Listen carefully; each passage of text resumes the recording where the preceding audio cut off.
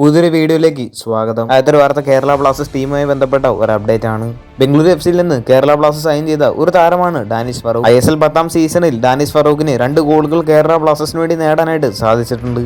ഭേദപ്പെട്ട പ്രകടനമായിരുന്നു ഡാനിഷ് ഫറൂഖ് കേരള ബ്ലാസ്റ്റേഴ്സിന് വേണ്ടി കാഴ്ചവെച്ചിരുന്നത്. താരത്തിന്റെ ഏറ്റവും വലിയ ഡിസഡ്വാൻറ്റേജ് ഒരുപാട് മിസ് പാസുകൾ വരുത്തുന്നു എന്നതാണ്. എന്നാൽ ചില മത്സരങ്ങളിൽ അത്യാവശ്യം നല്ല രീതിയിൽ തന്നെ ഡാനിഷ് ഫറൂഖ് കളിച്ചിട്ടുമുണ്ടായിരുന്നു.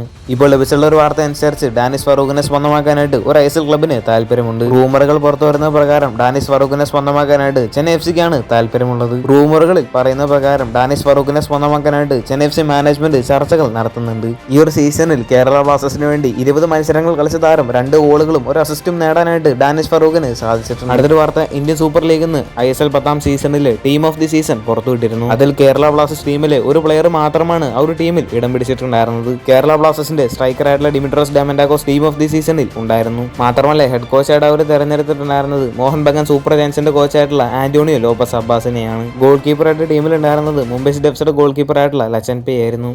അടുത്തൊരു വാർത്ത, ജംഷഡ്പൂർ എഫ്സിയുടെ മലയാളി ഗോൾ കീപ്പറായിട്ടുള്ള TP രഹനേഷുമായി ബന്ധപ്പെട്ട ഒരു അപ്ഡേറ്റ് ആണ്. ISLൽ ഒരുപാട് ക്ലബുകൾക്ക് വേണ്ടി കളിച്ച് നല്ല എക്സ്പീരിയൻസ് ആയിട്ടുള്ള ഒരു ഗോൾ കീപ്പർ തന്നെയാണ് TP രഹനേഷ്. ലഭിച്ചുള്ള വാർത്ത അനുസരിച്ച് TP രഹനേഷിനെ സ്വന്തമാക്കാനായിട്ട് മുംബൈ സിറ്റി FC ശ്രമിച്ചുകൊണ്ടിരിക്കുകയാണ്. ഈ സീസണിൽ ജംഷഡ്പൂർ എഫ്സിക്ക് വേണ്ടി 20 മത്സരങ്ങളിലും TP രഹനേഷ് കളിച്ചിട്ടുണ്ടായിരുന്നു. അടുത്ത സീസണിലേക്ക് വേണ്ടി TP രഹനേഷിനെ മുംബൈ സിറ്റി FC സ്വന്തമാക്കാൻ തന്നെയാണ് കൂടുതൽ ചാൻസ് ഉള്ളത്. ഈ ഒരു വീഡിയോയുമായി ബന്ധപ്പെട്ട നിങ്ങളുടെ അഭിപ്രായമൊക്കെ താഴെ ഒന്ന് കമന്റ് ചെയ്യുക. കൂടുതൽ ISLുമായിട്ടും കേരള ബ്ലാസ്റ്റേഴ്സുമായിട്ട് ബന്ധപ്പെട്ട വാർത്തകളൊക്കെ അറിഞ്ഞായിട്ട് ചാനൽ സബ്സ്ക്രൈബ് ചെയ്യുക. അടുത്തുള്ള ബെല്ലൈക്കൺ ഓൾ ഓപ്ഷൻ ചെയ്യാൻ മറക്കരുത്. അടുത്തൊരു വീഡിയോ ആയിട്ട് നമുക്ക് വീണ്ടും കാണാം.